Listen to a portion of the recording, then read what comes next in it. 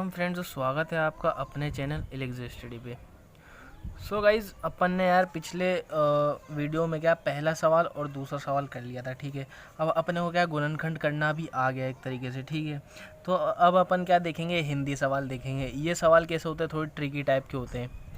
ठीक है, एग्ज़ाम में ऐसे ही क्वेश्चन आने के चांसेस होते हैं। ये तो केवल प्रैक्टिस के लिए थे, है ना। अब क्या अपना बेस स्ट्रॉन्ग हो गया एक तरीके से। ठीक है, सो गाइज स्टार्ट करते हैं। ठीक है, आई होप आपको समझ में आ गया। वो पिछला वीडियो नहीं आया तो यार देखना जाके, है ना। मैं इसके एंड में दे दूंगा वो। ठीक है, सो गाइज शुरू करते हैं, है ना, तीसरे से। ठीक है, तो क्या है, पहला क्वेश्चन क्या है, ऐसी दो संख्याएं ज्ञात कीजिए जिनका योग 27 हो और गुणनफल 182 हो। है ना, 4.1 में भी अपन ने बिल्कुल ऐसे ही मिलते जुलते हिंदी के क्वेश्चन सोल्व किए थे। ठीक है, तो दो संख्याएं लेनी है जिनका योग क्या 27 हो। ठीक है, तो पहली तो अपने को क्या माननी है, एक्स। ठीक है, अब दूसरी, अब इसमें कुछ जोड़ना है अपने को और मिलेगा क्या, 27। ठीक है, तो दूसरी संख्या क्या हो जाएगी, ये वाला उधर जाएगा तो 27 माइनस एक्स, है ना। तो पहली एक्स और दूसरी क्या हो जाएगी, 27 माइनस एक्स। अब दोनों को जोड़ के देख लो, एक्स प्लस 27 माइनस एक्स, तो एक्स माइनस एक्स कट जाएगा, क्या आ जाएगा 27। ठीक है, तो दो संख्या हो गई और इनका गुणनफल क्या है, 182 है। तो 182 के बराबर रख देंगे, द्विघात समीकरण बन जाएगी, हो जाएगा अपना काम। ठीक है, ऐसे ही आगे सवाल भी करेंगे। ठीक है, दो क्रमांक धनात्मक पूर्णांक, वही हो जाएगा, पहला एक्स हो जाएगा, दूसरा क्या हो जाएगा, एक्स प्लस 1, फिर उसके स्क्वायर के बराबर वैसे करके। ये वाला सवाल इम्पोर्टेंट है ना, देखना ध्यान से, ये भी इम्पोर्टेंट है। तो मतलब ये चारों एक तरीके से थोड़े ट्रिकी सवाल है ना, सीखना है अपने को बस कैसे करना है। ठीक है, तो पहले क्या करना है, सवाल को पढ़ना है, उसके बाद ट्राई करेंगे। ठीक है, तो अब अपनी बारी आ गई ट्राई करने की। ओके, सो फ्रेंड्स, अपन क्या थर्ड क्वेश्चन ट्राई कर रहे हैं। ठीक है, दिख रहा है ना, हाँ ठीक है।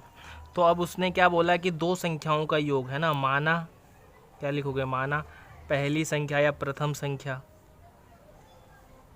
क्या x है। ठीक है, दूसरी संख्या क्या हो जाएगी, अतः, या इसी प्रकार दूसरी संख्या क्या हो जाएगी, 27 माइनस एक्स, है ना।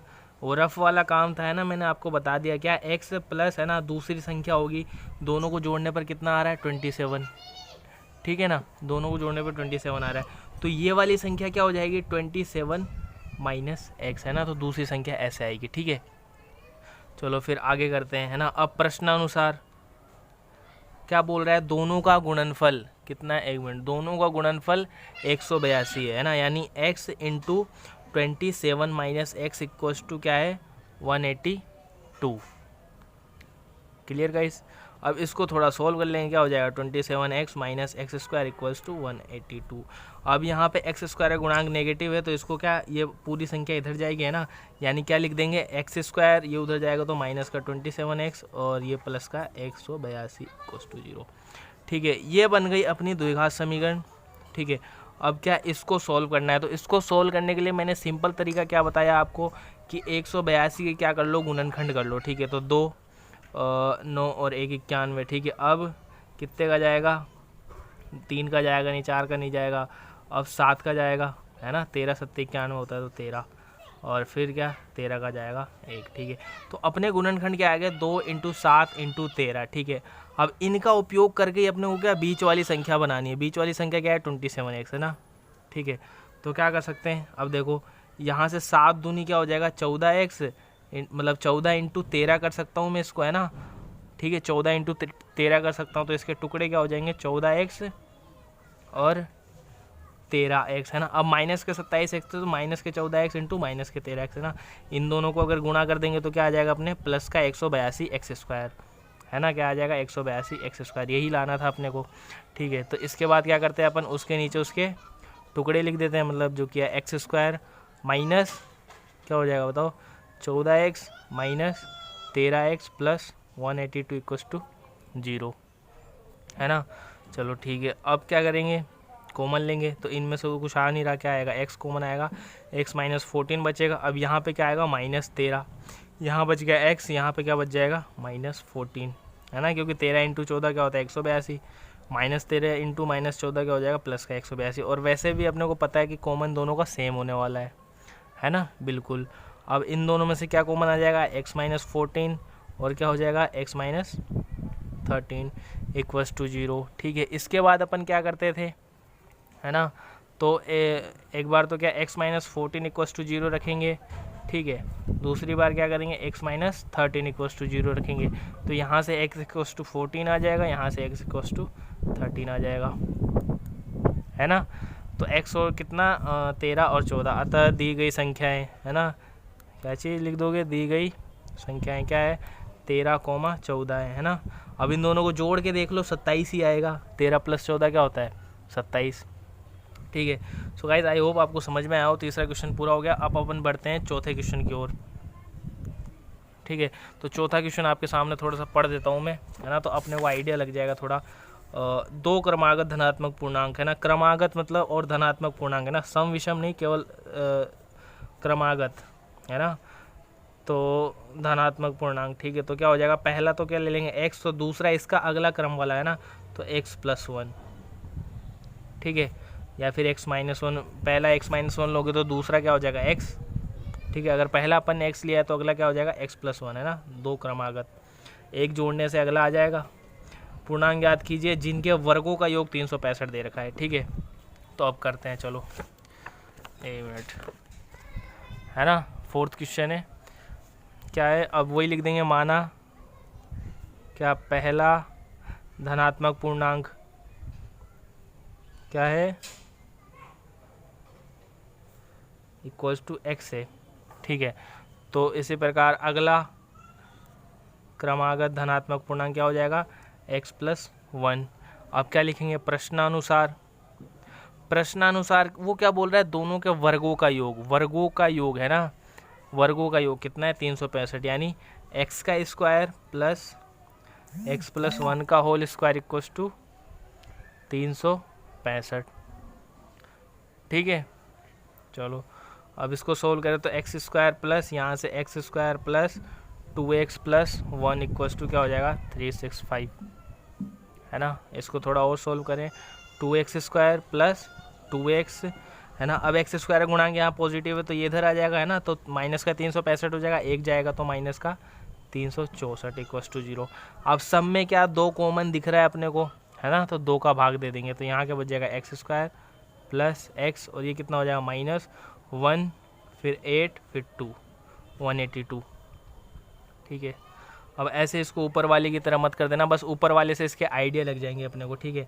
तो 182 गुणनखंड अपन ने ऊपर कर रखे हैं, क्या है, 2 × 7 × 13, ठीक है ना।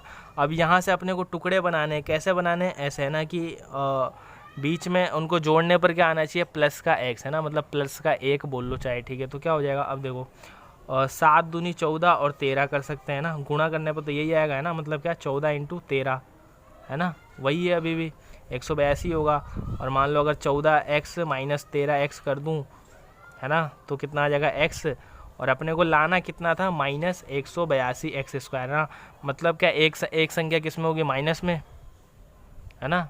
समझ में आ रहा होगा यार, थोड़ा अलग मेथड है ना, सबसे यूनिक मेथड है वैसे, अगर आपको समझ में आ जाए तो मिनटों का खेल ही है, मतलब बड़ी से बड़ी संख्या भी कर रहे हैं अपन, है ना, वरना फिर दूसरी चीज़ें लगती है बड़ी संख्या के लिए। तो क्या हो जाएगा, x², है ना, और फिर plus 14x minus 13x minus 182 equals to 0। अब वही है, तो सेम ऊपर वाले की तरह ही बन गया, है ना। तो यहाँ पे x + 14, सेम यहाँ पे -13 और x + 14 इक्वल्स टू 0।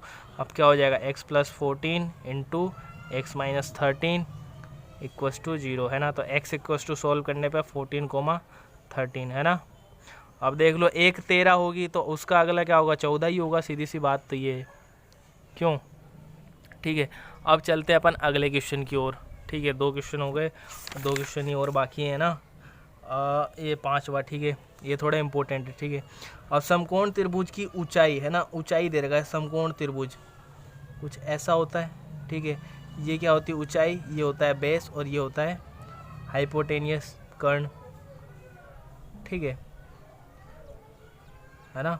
तो अब ये क्या बोल रहा है, ऊंचाई इसके आधार से 7 सेंटीमीटर कम है, मतलब आधार को अपन x लें तब ऊंचाई क्या हो जाएगी, x - 7, ठीक है। यदि कर्ण 13 हो तो अन्य 2 भुजाएं ज्ञात कीजिए, ठीक है।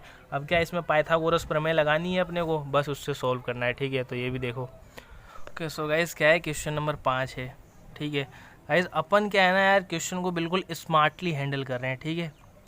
तो अब इसमें क्या बोल रहा है, एक समकोण त्रिभुज है ना, अगर किसी की अगर मान लो स्ट्रक्चर वगैरह दे रखा है कुछ है ना, तो बना लो, ठीक है। क्या हो जाएगा, ठीक है। अब क्या बोला है, इसका आधार वही लिख देंगे अपन, माना इसका आधार मतलब समकोण त्रिभुज ABC का आधार क्या है, x है ना। अतः ऊंचाई क्या हो जाएगी, x - 7, ठीक है।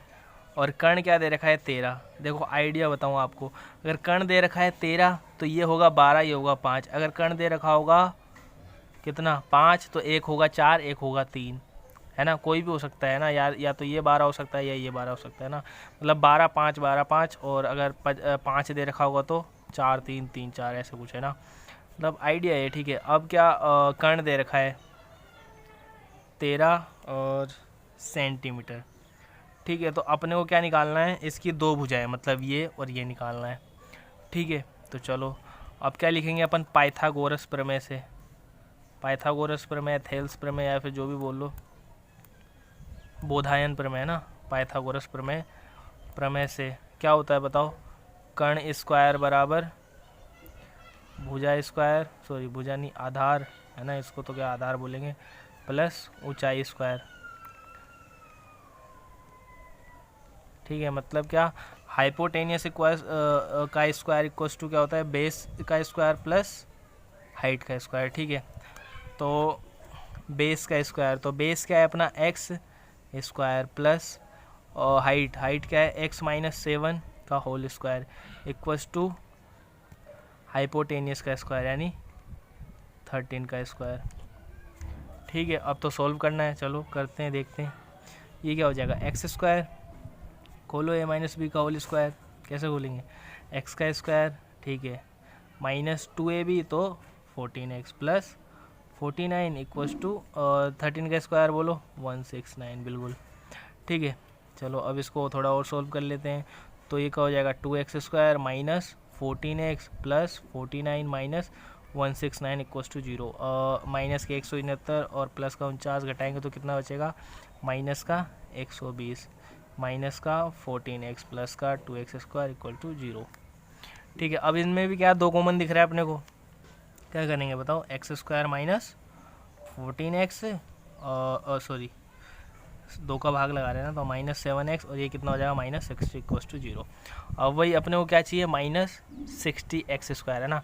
नॉर्मली अपन क्या 60 के गुणनखंड करेंगे तो कितना हो जाएगा, 2, फिर 30 मिलेगा, फिर 2, फिर 15 मिलेगा, फिर 3, फिर 5 मिलेगा, फिर 5 × 1 है ना। तो क्या मिल गए, 2 × 2 × 3 × 5। अब अपने को कन्वर्ट करना है किस रूप में कि अपने को क्या मिल जाए, 7 मिल जाए, ठीक है, 7 मिल जाए। तो करो भाई, तो देखो 2 दूनी 4 × 3 4 थी 12, 12 × 5 है ना, 12 × 5 कर सकता हूँ मैं, है ना। 12 में से 5 घटाऊंगा तो 7 मिल जाएगा मेरे को, ठीक है।